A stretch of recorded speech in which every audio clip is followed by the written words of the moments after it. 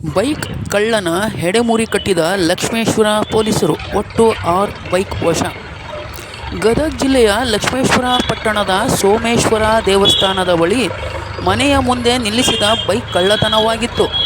ಈ ಬಗ್ಗೆ ಪ್ರಕರಣ ದಾಖಲಿಸಿಕೊಂಡ ಲಕ್ಷ್ಮೇಶ್ವರ ಪೊಲೀಸರು ಗದಗ ಪೊಲೀಸ್ ಅಧೀಕ್ಷಕರ ಮಾರ್ಗದರ್ಶನದ ಮೇರೆಗೆ ತನಿಖೆಯನ್ನು ಚುರುಕುಗೊಂಡಿದ್ದರು. ಪ್ರಕರಣದ ಜಾಡು ಹಿಡಿದು ಬೆನ್ನತ್ತಿದ ಸಿಪಿಐ ನಾಗರಾಜ್ ಮಾಡಳ್ಳಿ ಹಾಗೂ ಪಿಎಸ್ಐಗಳಾದ ಈರಪ್ಪ ರಿತ್ತಿ, ವಿಜಿ ಪವಾರ್ ನೇತೃತ್ವದ ತಂಡವು ಗುಡದಯ್ಯ ತಂದೆ ಲಕ್ಷ್ಮಣ್ ಮೋಡಿಕೇರ್ 21 ವರ್ಷ ಎಂಬ ಕಳ್ಳನನ್ನು ಬಂಧಿಸುವ ಮೂಲಕ ಕಳ್ಳನ ಹೆರೆಮುಡಿ ಕಟ್ಟಿದ್ದಾರೆ. ಬಂಧಿತ ಕಳ್ಳನಿಂದ ಲಕ್ಷ್ಮೇಶ್ವರ ಪಟ್ಟಣ ಸೇರಿದಂತೆ ಹಾವೇರಿ, ಧಾರವಾಡ, ವಿಜಯಪುರ ಹಾಗೂ ರಾಯಚೂರು ಜಿಲ್ಲೆಗಳಲ್ಲಿ ಕಳ್ಳತನ ಮಾಡಿದ ಅಂದಾಜು 3 ಲಕ್ಷ ರು ಮೌಲ್ಯದ ಒಟ್ಟು 6 ಬೈಕುಗಳನ್ನು ಲಕ್ಷ್ಮೇಶ್ವರ ಪೊಲೀಸರು ತಮ್ಮ ವಶಕ್ಕೆ ಪಡೆದುಕೊಂಡಿದ್ದಾರೆ.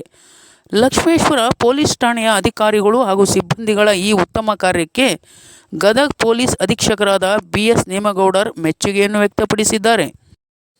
News bureau, Chandrashekhar Somannavar.